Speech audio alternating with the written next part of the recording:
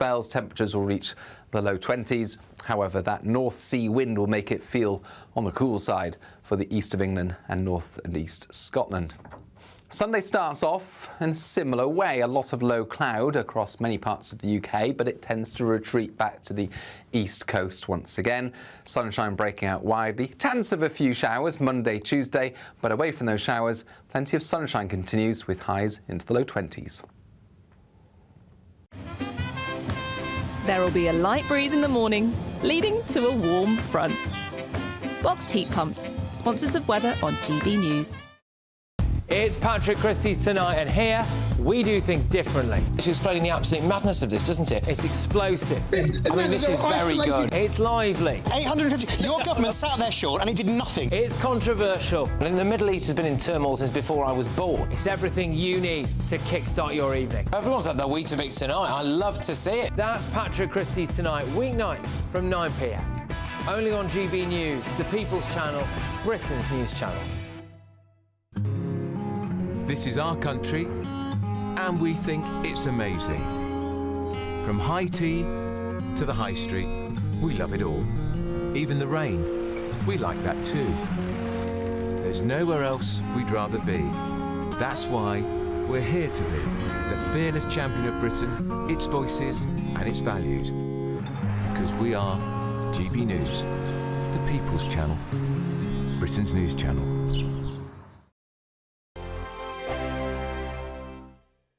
What does it feel like to be a Great British Giveaway winner?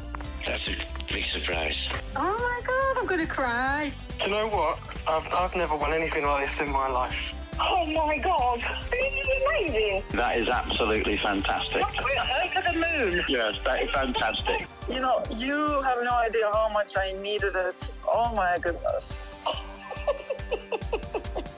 That's wonderful.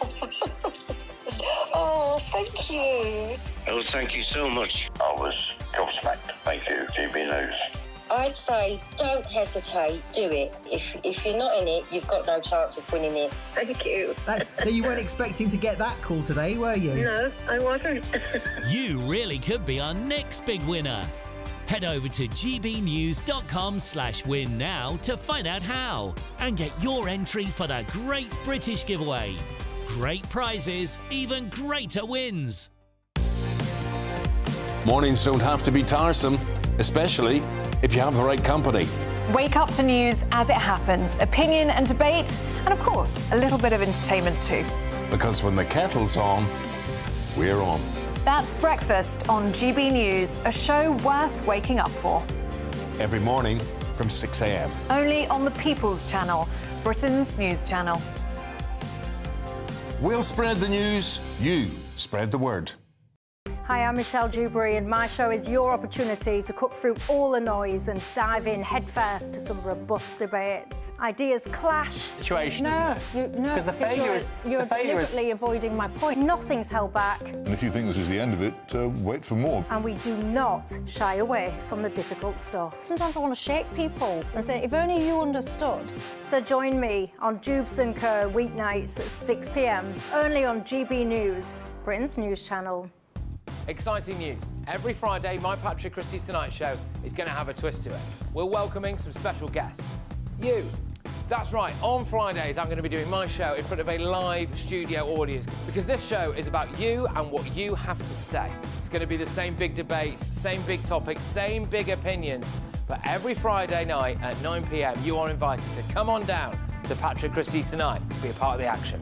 Only on GB News, the People's Channel, Britain's news channel.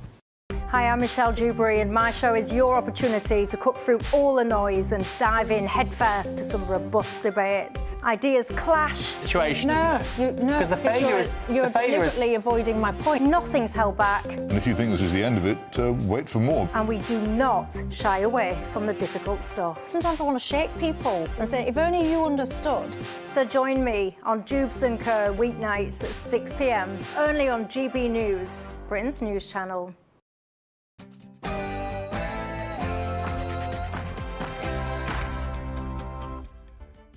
Well, good evening, everybody. You're watching State of the Nation tonight on GB News with me, Matt Goodwin. On tonight's show, Prime Minister Sir Keir Starmer has announced plans to establish offshore detention centres for failed asylum seekers. As it's been reported, an EU source has indicated that if the UK makes concessions for young people's visas, they may agree to further sharing of migrant and criminal data. We'll be debating this plan in just a couple of minutes. Now, Lucy Connelly, the 42-year-old mother who was jailed for a social media post in the aftermath of the Southport atrocities, still awaits a response to her appeal, at the same time as sexual offenders in this country have been let out of jail early as prisons are apparently on the brink. We'll be debating, is this two-tier justice, in just a moment. And a National Health Service trust has been accused of breaking the law for not providing single-sex facilities. Why are our institutions not adhering to the UK Supreme Court judgment? And after Gary Lineker's recent controversial interview, is this just one presenter's outburst or representative of a system-wide bias and breakdown at the BBC? That's State of the Nation. It starts right now.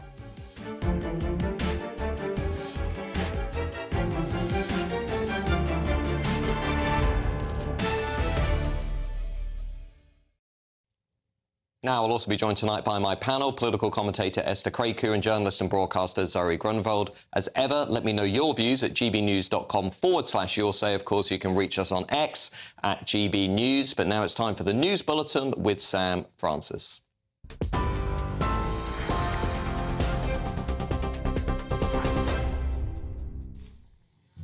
Very good afternoon. Good evening to you. In fact, just after 8 o'clock, the top story tonight.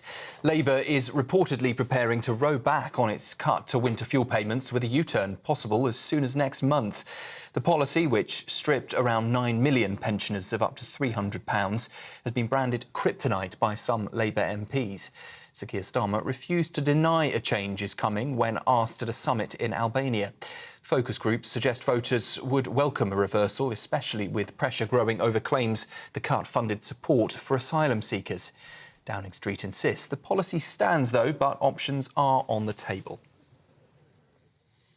Police have launched an unexplained death investigation after a deadly fire at a Bicester Motion place in Oxfordshire. Thames Valley Police say it's not currently a criminal matter, but their major crime team is leading the inquiry.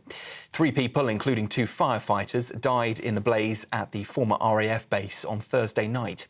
Locals reported loud bangs and thick smoke as crews battled the flames. 2 more firefighters remain in hospital with serious injuries. MPs have today voted to protect staff from being forced to take part in assisted dying under a proposed new law for England and Wales. The bill, put forward by Labour's Kim Leadbeater, would allow terminally ill adults with 6 months to live to seek help to end their lives. It passed its first stage last year and has since faced months of emotional debate and major changes. One amendment would stop doctors from raising the option of assisted dying first. Further votes are due on the 13th of June. Ukraine and Russia have agreed to swap 1,000 prisoners of war each after their first direct talks in 3 years. The date is set but remains secret, with both sides also discussing a prospect of a ceasefire. However, Ukraine's President Zelensky is calling for a strong reaction if no peace deal is reached. Turkey helped to facilitate the talks, and Donald Trump says he wants to meet Putin as soon as he can, as pressure is building for an end to the war. And the UK is turning up the heat this weekend as it's set to be warmer than Ibiza, with temperatures hitting 25 degrees in parts of the west. It follows one of the driest springs in over a century, with rainfall nearly 20 millimetres below the previous record low. Farmers say they're already having to irrigate fields weeks earlier than usual, despite full reservoirs from a wet winter. And with more dry days ahead, the Environment Agency is warning of a risk of drought this summer. You're up to date just after 8 o'clock. Another roundup from the newsroom in an hour's time. Now, though, it's back to Matt. For the very latest GB News direct to your smartphone, sign up to News Alerts by scanning the QR code or go to gbnews.com/alerts.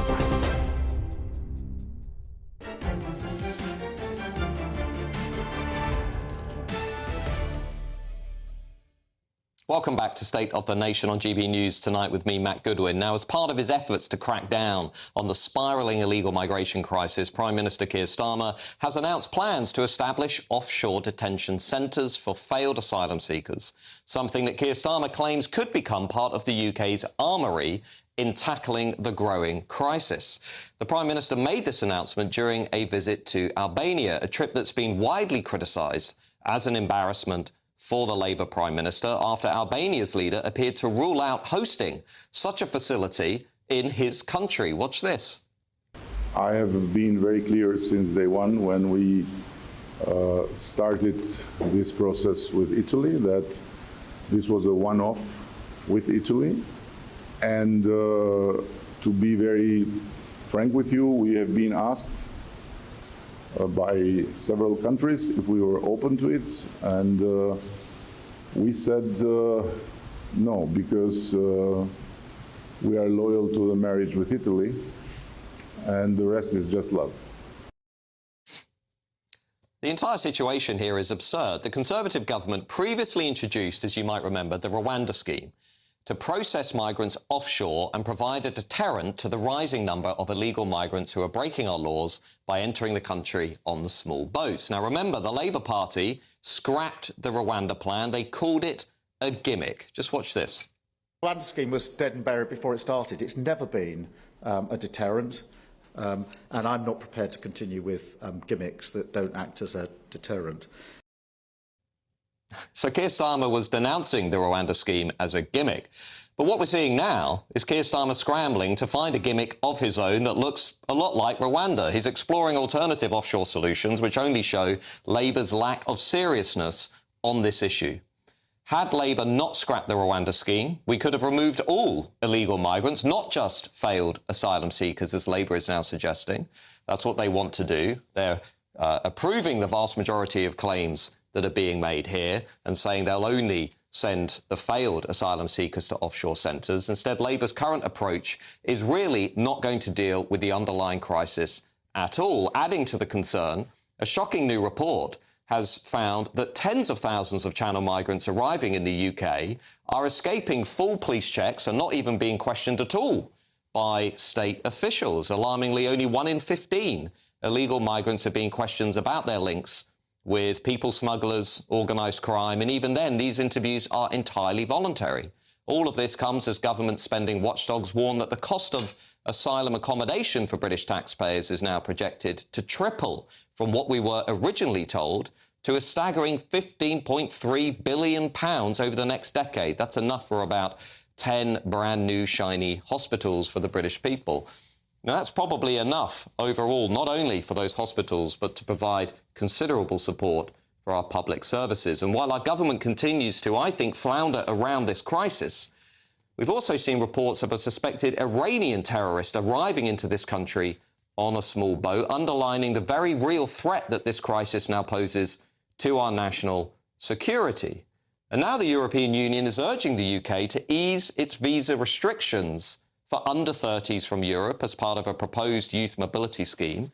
In exchange, the EU will apparently offer cooperation on tackling the Channel migrant crisis by making available data and information on criminal activity. But here's what I want to ask. Why on earth do we even need to strengthen our links with the European Union to deal with this crisis? Why don't we sort this crisis out ourselves, which we could do by leaving the European Convention on Human Rights, by reforming the Human Rights Act, which entrenches the ECHR into our domestic legislation, and by having an active deterrent in place, a bit like that Rwanda plan that the Conservatives previously brought forward, but one which makes it clear that UK law and our legal system will always come first. I think what the UK needs and what British people really deserve is a robust and comprehensive offshore processing system for everybody who arrives on these islands illegally, not just those whose asylum applications are rejected. Is the Labour government today gaslighting us into believing they have this under control? That's the question I want to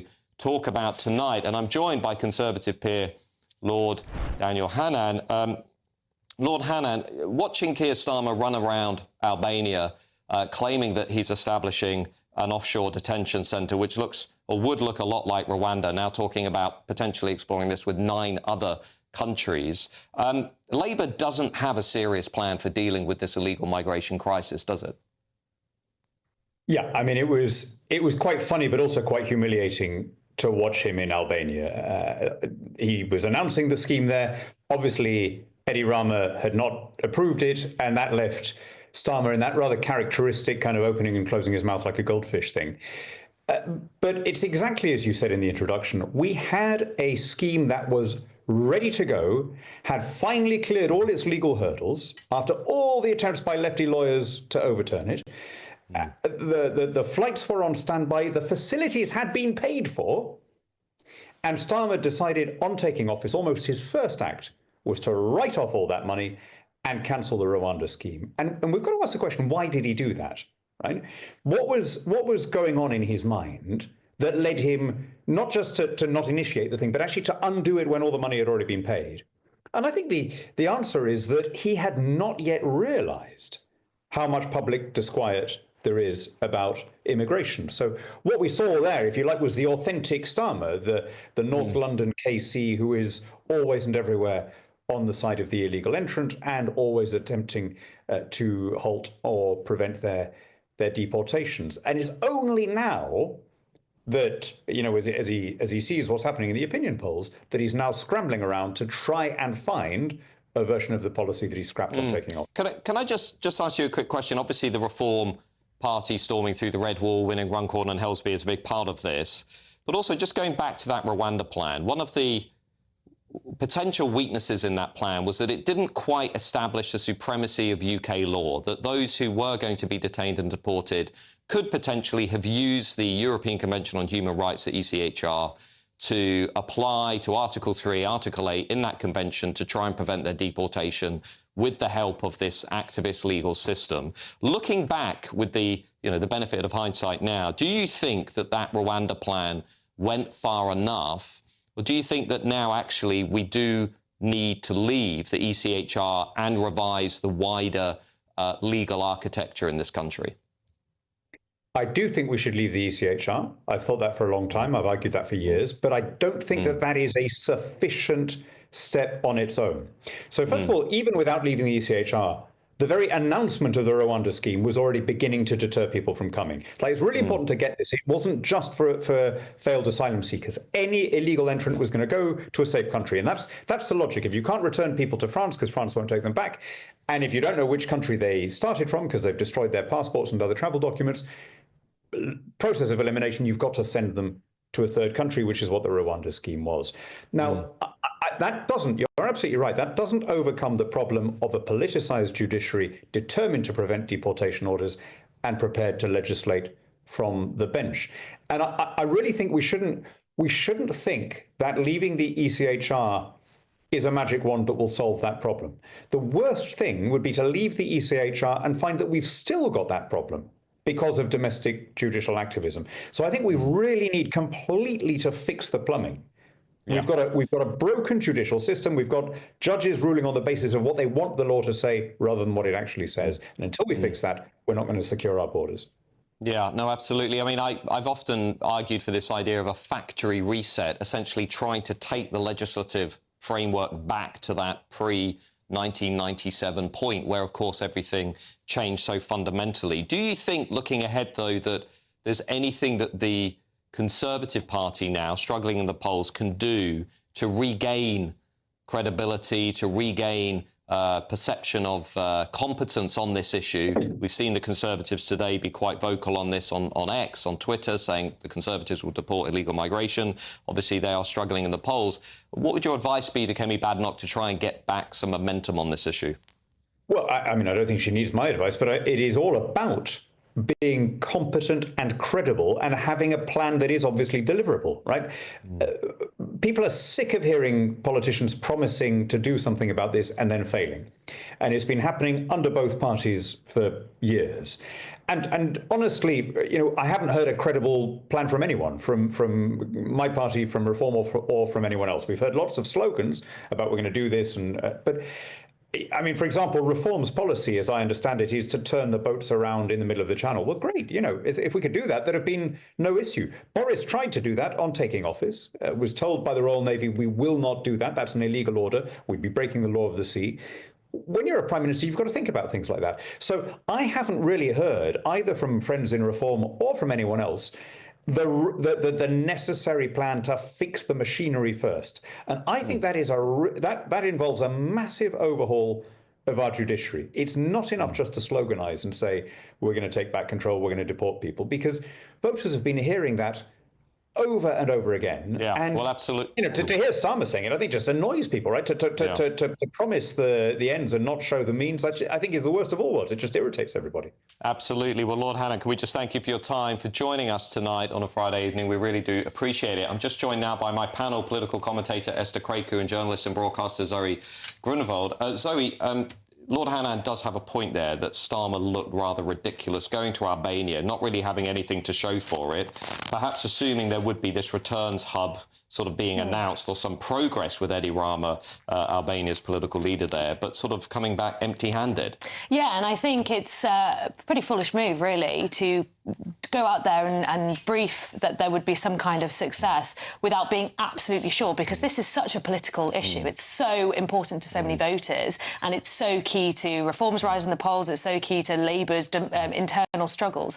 Why would you even, why would you even put it on the table if you weren't entirely sure beforehand, with all the diplomacy going on behind the scenes, that something would come out of it? Can I just ask you a question? So I can't figure this out, right? Every time I look at Keir Starmer's social media or I watch his speeches, he says, the plan is working, we're controlling the borders.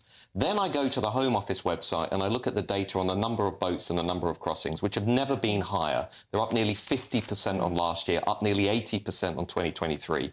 I just want to ask a very simple question. I'm not asking you to speak for the Labour Party, but why is Keir Starmer actively misleading the country on this issue? Well, I mean, I can't speak for the Labour Party because I don't represent the Labour Party, but I think, there'll be some metrics by which the Home Office, Keir Starmer, the government will point to their success. I mean, they're expecting net migration figures to come down, I believe. They'll point to that as a success. They'll talk about various, diplomatic coups they've had. But, in the grand scheme of things, like many areas of government policy, there are huge structural issues, and so those little sticking plasters actually don't seem to have an overall effect on the public mood. Yeah, Esther Kreku, what I'm concerned about here is public trust is just collapsing on this issue. Public trust in the entire system. What's the way forward from here? Are these return hubs actually going to make a difference, even though they're only going to be used for people whose asylum applications have been refused, and given that actually the vast majority of asylum applicants in this country under Labour are being approved? 77%, I think. 77%, compared to the yes, the vast EU's majority. average of 37%. Wow, that's a crazy statistic. So, look, Keir Starmer has had something of a personality transplant in the last week because he's decided to model himself as the border czar. I say if you're going to do that and irritate everyone from the left to the right, go further and do it. Because at this point, I'm not bothered by his complete lack of conviction on anything or the fact that he clearly doesn't stand for anything. He's just a manager. He doesn't... the comms in his government is terrible. I've never actually seen a government struggle with communications this much. It's like they're staffed by work experience people. But if you're going to do that, if you're going to put your head above the parapet and risk what he is trying to do, then go all the way. Clearly, if he's saying he's going to revise the winter fuel payments because it's losing votes, it's not working, this is something that's also losing votes and not working, and also detrimental to the health of the country. Exactly. We should never be in a situation where we have to take money away from pensioners, which allows them to heat their homes, and yet we have this crisis where strange men from all over the world that we don't know are coming across the border. That is completely unacceptable. And we're also giving them the sort of financial support that should be meant for British people. Yeah. So if he's going to do that, he might as well go all the way. Sorry, can I just ask you about one specific thing? We have seen the story about the Iranian terrorist who came over on the small boat, was arrested for allegedly planning to, attack the embassy of Israel here. I am now reading today that only 1 in 15 of the people coming in the boats are being investigated for links to organised crime, terrorism and so on. Nigel Farage this week said in the House of Commons this should be a national emergency, a national security issue. He's got a point here, hasn't he, in that we are letting all these people in without even bothering to investigate who they are, where they're from, and what their links are to terrorism and organised crime. I think it's completely reasonable for voters to expect that their government would have oversight of who's going in and out of the country. That's basic border security, right? I believe we should welcome refugees, but I do also think that there should be checks and balances in place, of course. And I think what it tells you is that the asylum system is an unholy mess. It is. Yeah. As is border security, as is the police, as is any government agency in this country that simply does not have the resources or is not doing the correct things to deal with the many, many crises we have. And I think, border security is just one part of the larger puzzle. Yeah, well, there's also something else I want to talk about in just a couple of minutes, which isn't only the illegal migration crisis, it's also the free speech crisis in this country. And I want to turn attention to Lucy Connelly, because I know you know about this case. And if you don't, I'm going to tell you about it, because it's absolutely outrageous. I'll see you in 2 minutes.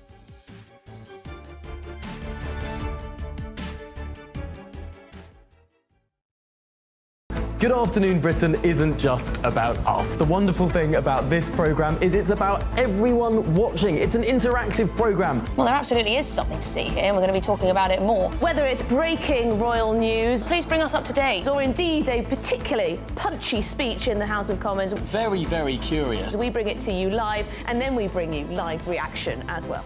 That's Good Afternoon Britain, weekdays from midday. Only on GB News, the People's Channel, Britain's news channel. GB News Breakfast, every day from 6 a.m. It is cruel because I think children are only your children for 16 years, 18 years, right? And then they go and they have to do all this stuff for themselves. I think while they're young, their main priorities should be their education, coming in, doing their homework, getting to bed, getting enough sleep. My children, for example, are 11 and 16, so one's doing his GCSEs, the other still randomly has a ton of homework, even at 11. By the time they've come in and done their homework, they're exhausted and they go to bed. I just don't think it is my job as a parent to tell them to then go and mop the floor or hoover their bedrooms. Their main focus is their education at this age. Yeah. You made my blood run cold there talking about homework, because I'm not a believer in homework. I think school is where you do work and then you come home, and home is where you can do anything else that you want to do, but I just think it's just all too much. I think this is a tricky one because we're not talking about Victorian Britain or sending children up chimneys. We're talking making your bed, tidying your room. I think it's a great help for people to do chores around the house. There's been several studies where they've seen that it's had beneficial well-being for children. And I think it's just about learning about time management, confidence, resilience. These are just basic life skills. So many people these days, teenagers, grow up and they don't have them, and then they're going off to university or whatever. I saw a really funny video actually of a mum who couldn't get her child to clean up, so she got black rice, sprinkled it around the room and told him it was mouse droppings. I don't know if we need to go that far, but I do think it's good for children as a whole. GB News, the People's Channel.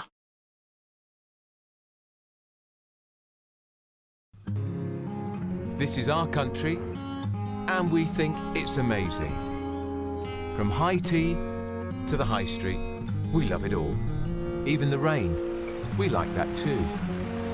There's nowhere else we'd rather be. That's why we're here to be the fearless champion of Britain, its voices and its values. Because we are GB News, the People's Channel, Britain's news channel.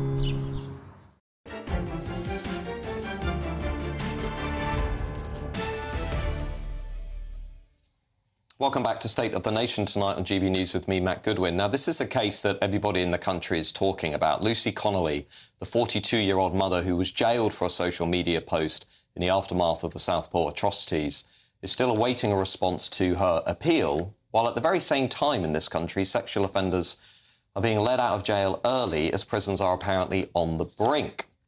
Well, I found myself in a very strange situation of waking up recently. In fact, it was yesterday, hearing about those sexual offenders being released early, and at the same time going to bed yesterday and hearing about Lucy Connelly still awaiting her decision. So I want to talk about this with Laurie Wastel, who was at the hearing, listening to the testimony. And I just wanted to ask you, What really struck you while listening to that? Because she's due out in August, but there are lots of people out there, myself included, by the way, who think that she should be released early. But just tell us about some of the things that were being discussed at this hearing. Yeah, but I would say before we get into that even, what has to be thought about here is the sentences reflect the political priorities of the state. And you mentioned sexual offences there. Yeah. Lucy Connelly got 31 months in prison. And in 2013, there were 4 members of a Telford grooming gang who got 30 months just in prison. So I mean, that is I find that absolutely outrageous. Yeah. That's absolutely outrageous. Absolutely. And we could go for another. The judge who sentenced Lucy Connelly gave her 31 months. He was faced with someone who was involved in disorder after Southport, who was a Muslim man who, rather GBNews viewers may have actually seen it, was part of an attack on a pub. And these people had to barricade themselves inside the pub, and he kicked down the door. Now, he pleaded guilty to violent disorder, and he got just 20 months. And nevertheless, the question at court was why the judge had decided to give Lucy Connelly this extremely harsh sentence. And the answer to that question is what? How can we... Because we hear about two-tier justice. You know, I was amazed that the Labour MP who assaulted his own constituent escaped prison, and then Lucy Connelly gets the best part of 3 years. So how are people answering that question? Well, it's absolutely extraordinary, right, Matt? And I think what you have to think about here is that many people have rightly, in my view, used the term political prisoner, and it's because that this case has become so politicised. What you saw was this extraordinary moment in the appeal yesterday, where the state prosecutor started asking Lucy, I've got something written down here, but he was asking her about her views on immigration. So it started off, do you accept that he holds strong views? She said yes. Do you believe that the country is being invaded by immigrants? That sort of loaded question there. And she said, well, I do believe we have a lot of people coming in who are unchecked, and then that's a problem. And it went on, do you believe that children are unsafe? And she said, well, yeah, I think if people are coming in who are unchecked, then that can be a threat to children. And finally, he really went for the jugular and said, would I be correct in saying that you don't want immigrants in this country? To which he said, you would absolutely be incorrect. But there was this attempt to sort of put her in this box of a nasty immigrant hater, which she absolutely isn't. But what she did do was make an intemperate tweet, which, as we also heard at court yesterday, there were many reasons from her past that particular... So she lost a child. And she said openly she struggled to process the events at Southport because she knew what it was like as a parent, and she knew what those parents were likely to experience and feel based on what she'd gone through. But who cares about her views on immigration? Why is this being drawn into the case? I don't understand. I mean, those questions, I pretty much agree with everything that she said there. I mean, am I going to be thrown into prison at some point? I mean, based on what I put on X and so on, there's something deeply disturbing about the Lucy Connelly case. Yeah, you're absolutely right. And I think what we really also heard from the trial was that there were many reasons that the judge ended up sort of treating her more harshly that mostly didn't really make sense. So one of them in particular that's worth drawing out is that it was said that she should have known it was a particularly sensitive social climate.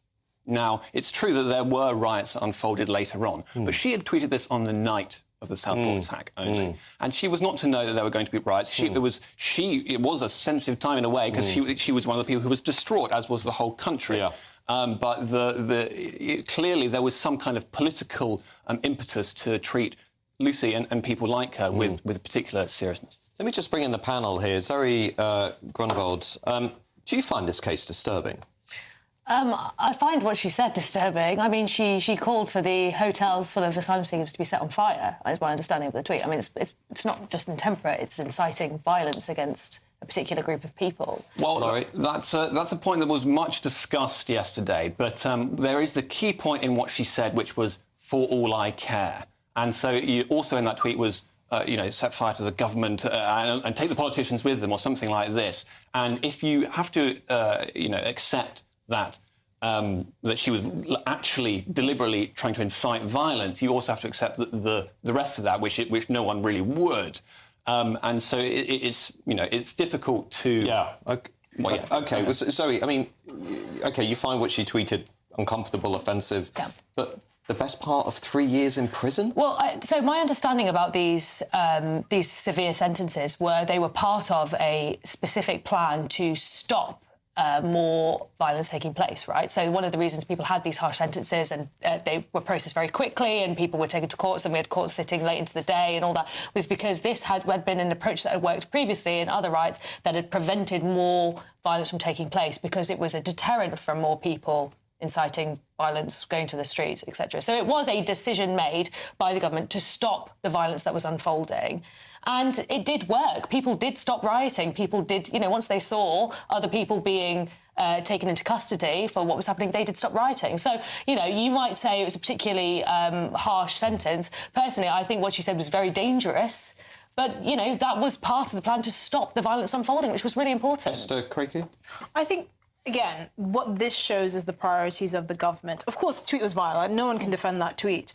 However, you don't want Britain to become the kind of country where you're letting out sex offenders, people who are grooming children, abusing them, are getting less time than she is. And yet, for a tweet, a vile tweet, but it's still a tweet, she is being sentenced, a mother of two, to the better part of almost 3 years in prison. That is the problem. When you draw parallels, no one is sitting there defending the tweet or saying, actually, yes, people should have gone to set fire to those hotels. But in the context of what the government clearly is prioritising, they've got it wrong. Laurie, just briefly before we leave you, what happens next in this case? Because if Lucy Connelly is not released, she will stay in prison until August. That's right. So she's due to stay in prison until August. If her sentence is reduced a bit, she may come out immediately. That's what we're all hoping for, really. But just if I can make one more point, she was sentenced in October. So this harshness continued, and the judge made this extraordinary statement. It's the strength of our society that's diverse and inclusive. Why did he say that? No one really knows, but it gives people the idea that it was very politicised, the sentence that ended up being handed down. Right. Well, we will be watching the case very closely going forward, especially on this show where we do care about free speech from free expression. Coming up next, an NHS trust in this country has been accused of breaking the law for not providing single-sex facilities. We're going to be looking at that in just a couple of minutes. This is State of the Nation, only on GB News with me, Matt Goodwin. See you in a couple of minutes.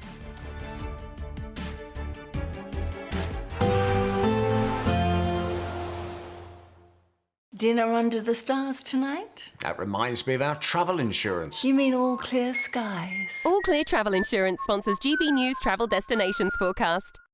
Welcome to your holiday sun forecast, and there will be some sunshine for Italy following some unsettled weather this week. Blustery showers, though, pushing into Greece, some heavy downpours and strong winds. That eases away over the next few days, and we're seeing the last of the showers clear southern Italy, with plenty of sunny spells returning. Spain and Portugal, perhaps the places to be.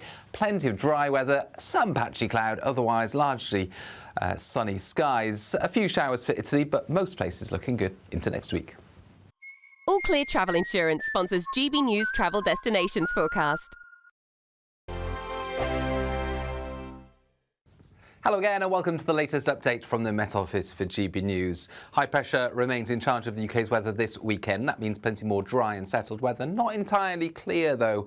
There is a lot of cloud waiting in the North Sea, and with winds circulating around high pressure in a clockwise fashion, we're going to see those winds bring the low cloud in after dark, and that low cloud will spread to much of northern England, the Midlands, East Anglia and the southeast, parts of northern and eastern Scotland. I think it'll break up as it moves west, particularly for northwest England, parts of Wales and the southwest. Clearest skies remain to the west, especially Northern Ireland, western Scotland, and here temperatures dipping to the low single figures, but that's where the sunniest weather will be first thing this weekend. Plenty of sunshine in the west of Scotland, Northern Ireland, but we've got this low cloud and some spots of drizzle running into the east and northeast of Scotland. Perhaps the low cloud reaching as far as Glasgow and Edinburgh, and certainly extensive across southeast Scotland, northeast England, where again some drizzly outbreaks will be occurring during the first part of the day. But as the morning progresses, the cloud will be nibbled away by the sunshine. It will lift and break up.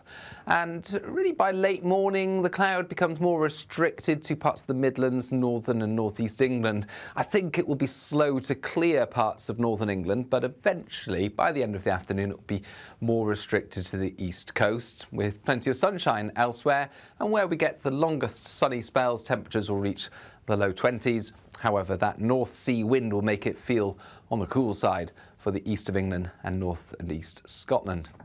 Sunday starts off in a similar way. A lot of low cloud across many parts of the UK, but it tends to retreat back to the east coast once again.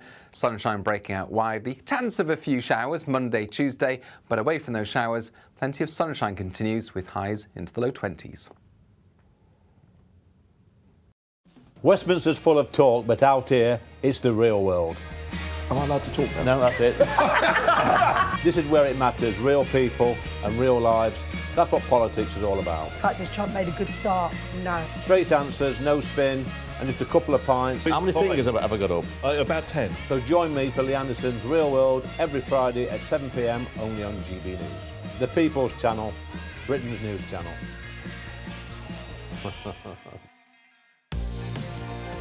Mornings don't have to be tiresome, especially if you have the right company. Wake up to news as it happens, opinion and debate, and of course, a little bit of entertainment too. Because when the kettle's on, we're on. That's Breakfast on GB News, a show worth waking up for. Every morning from 6 a.m. Only on the People's Channel, Britain's news channel. We'll spread the news, you spread the word.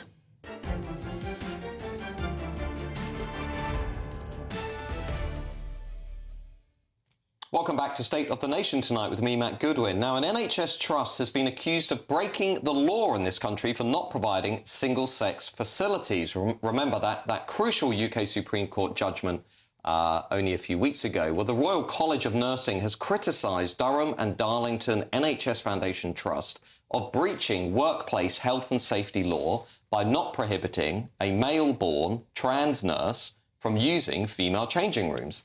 Nurses in Darlington have previously publicly raised concerns about mixed-sex changing rooms.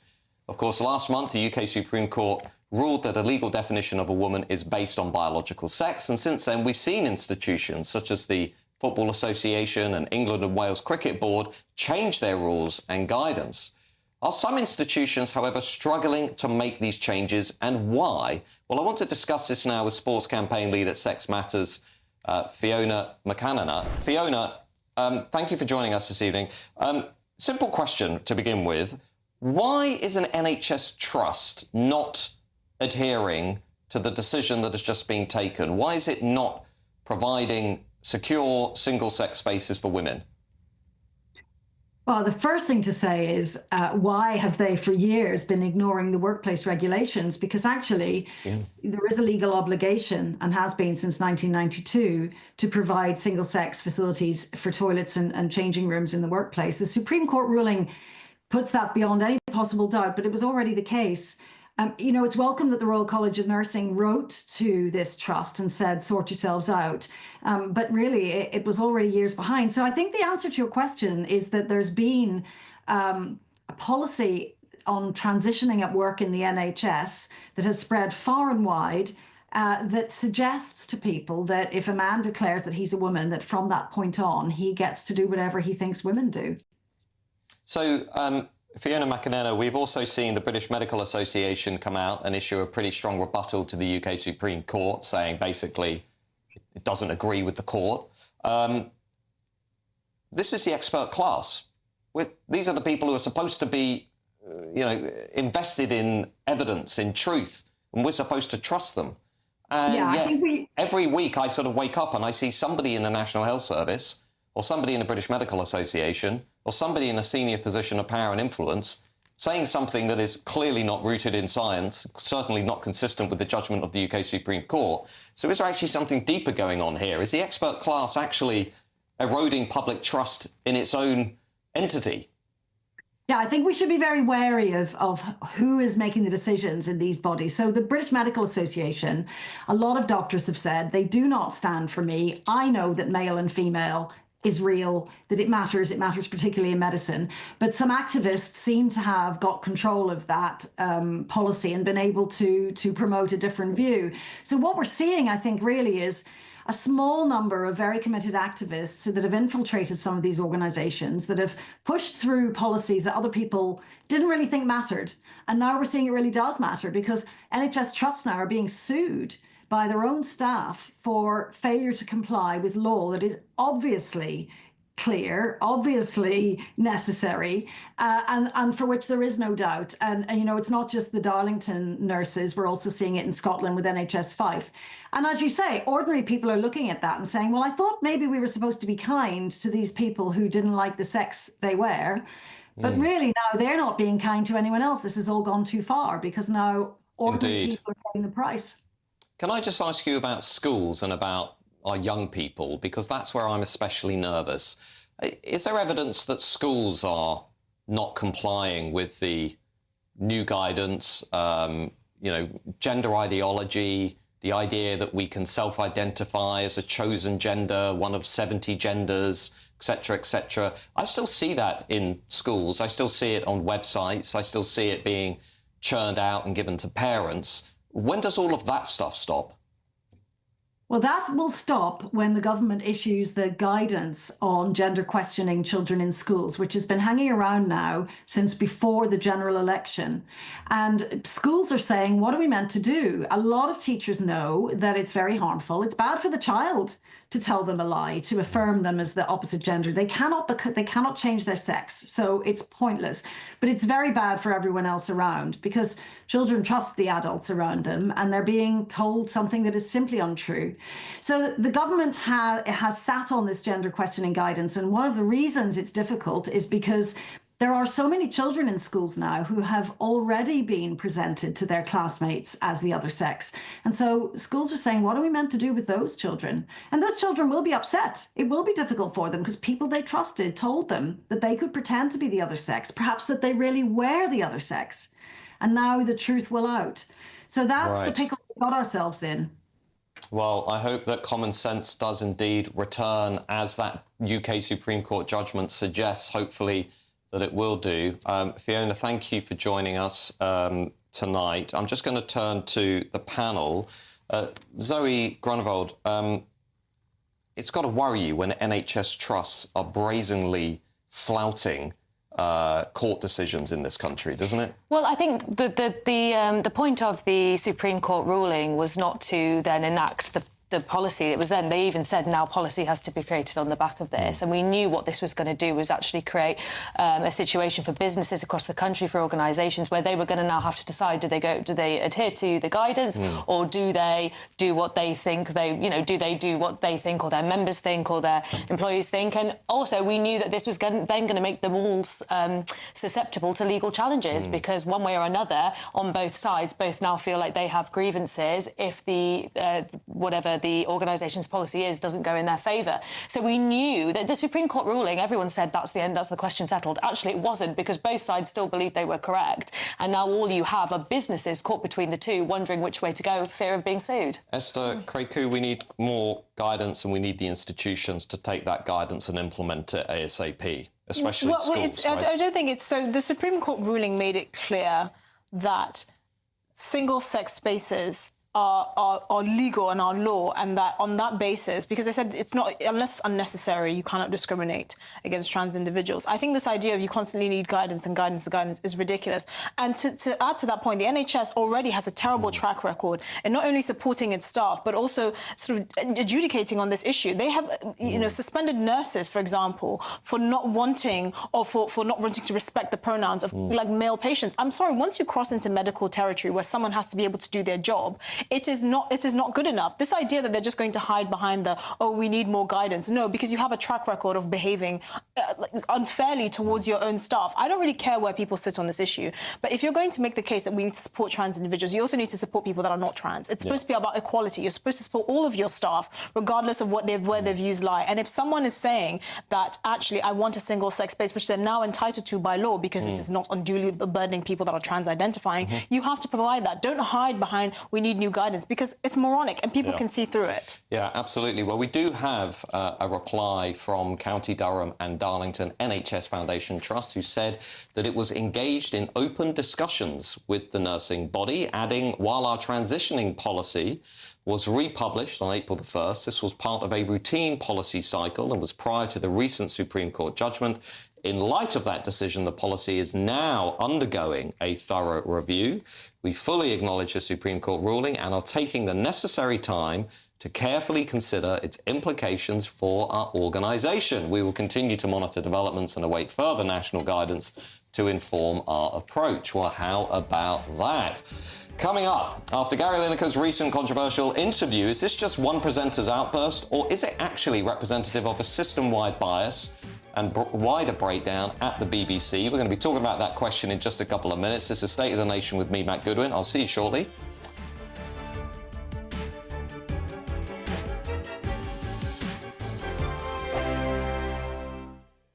Good Afternoon Britain isn't just about us. The wonderful thing about this programme is it's about everyone watching. It's an interactive programme. Well, there absolutely is something to see here, and we're going to be talking about it more. Whether it's breaking royal news, please bring us up to date, or indeed a particularly punchy speech in the House of Commons. Very, very curious. We bring it to you live, and then we bring you live reaction as well.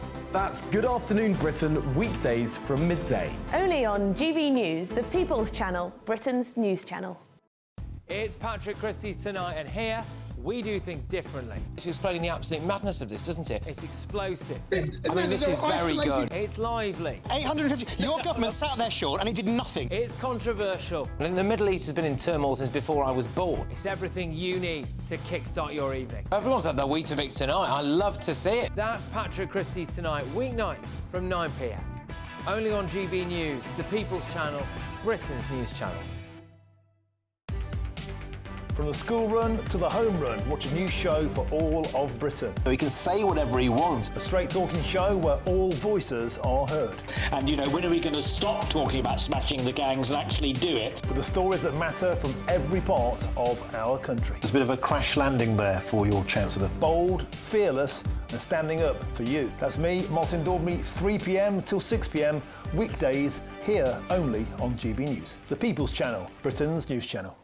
Hi, I'm Michelle Dewberry, and my show is your opportunity to cut through all the noise and dive in headfirst to some robust debates. Ideas clash. Situation, Because the failure is... You're deliberately avoiding my point. Nothing's held back. And if you think this is the end of it, wait for more. And we do not shy away from the difficult stuff. Sometimes I want to shake people and say, if only you understood. So join me on Jubes & Co. weeknights at 6 p.m, only on GB News, Britain's news channel. We're proud to be GB News, the People's Channel. And as you know, we always love to hear your views. Now, there's a new way of getting in touch with us at gbnews.com/yoursay. By commenting, you can be part of a live conversation and join our GB News community. You can even talk to me, Bev Turner, or any of the members of the GB News family. In the GB Newsroom, we bring you the news as it happens. With our team of dedicated journalists across the UK, we're ready to keep you up to date with what's happening every half an hour, every single day. Bulletins here on GB News, the People's Channel, Britain's news channel. Headliners on GB News 11 p.m. every night. It's got 3 top comedians going through the next day's newspapers so you don't have to read them, which is great. That's a good point. He's lying. I mean, maybe he's not lying. That's Headliners every night from 11 p.m. and 5 a.m. as well on GB News, Britain's news channel.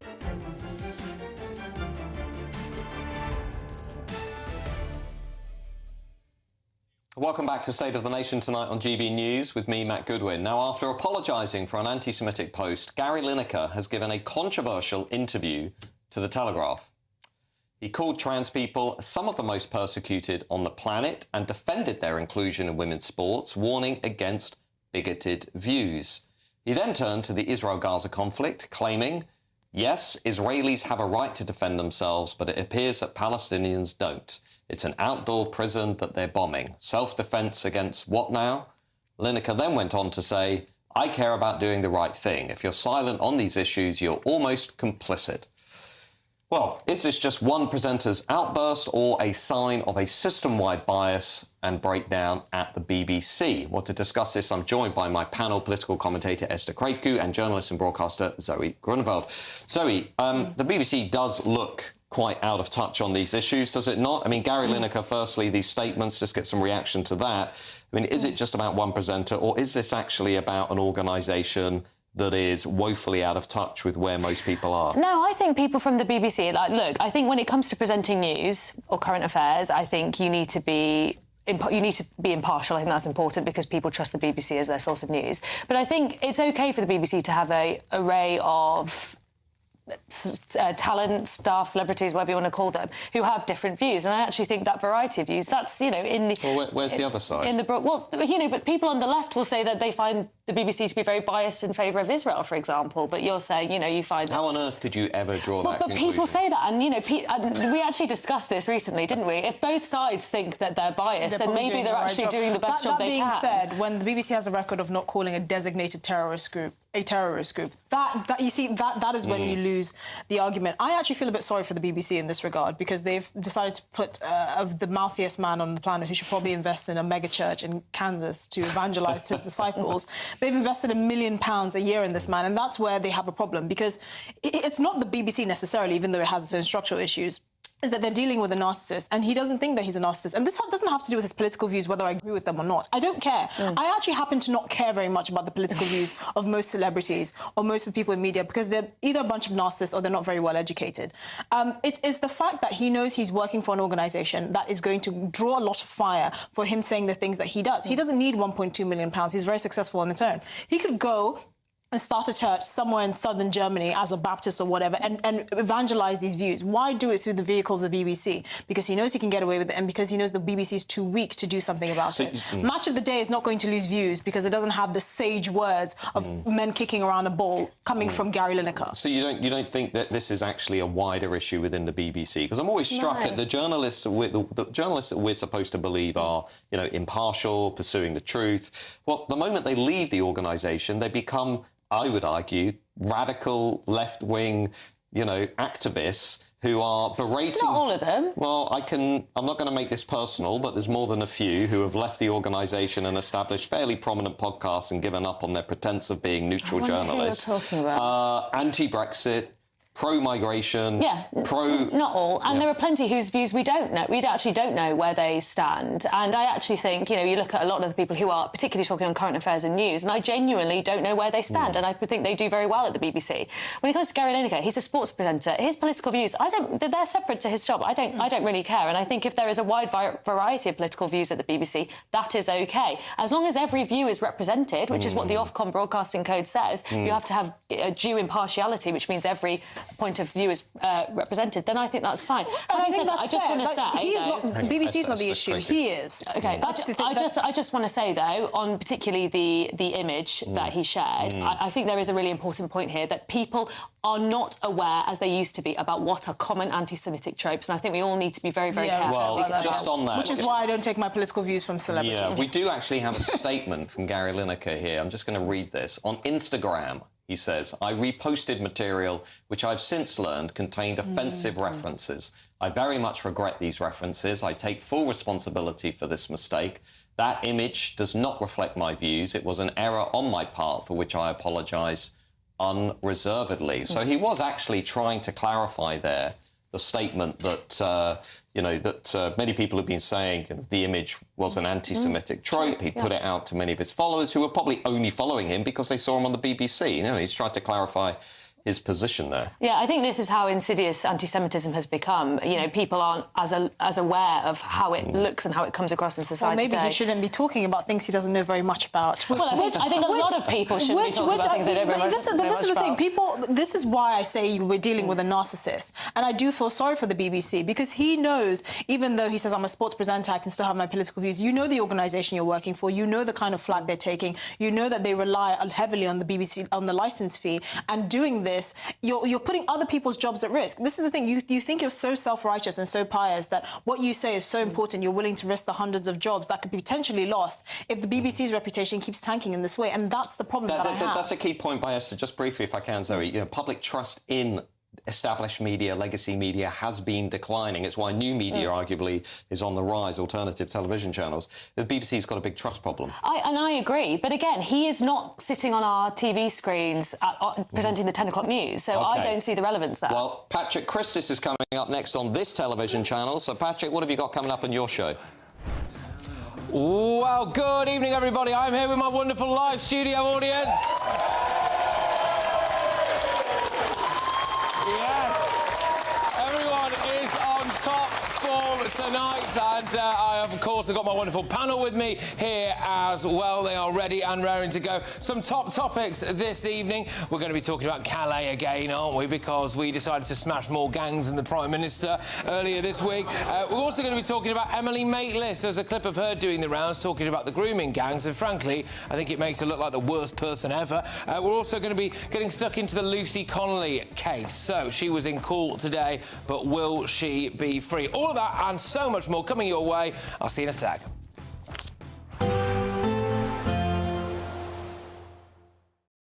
Expect a warm front, moving from the kitchen right through to the rest of the house. Boxed Boilers, sponsors of weather on GB News. Hello again and welcome to the latest update from the Met Office for GB News. High pressure remains in charge of the UK's weather this weekend. That means plenty more dry and settled weather. Not entirely clear though. There is a lot of cloud waiting in the North Sea, and with winds circulating around high pressure in a clockwise fashion, we're going to see those winds bring the low cloud in after dark, and that low cloud will spread to much of northern England, the Midlands, East Anglia and the southeast parts of northern and eastern Scotland. I think it'll break up as it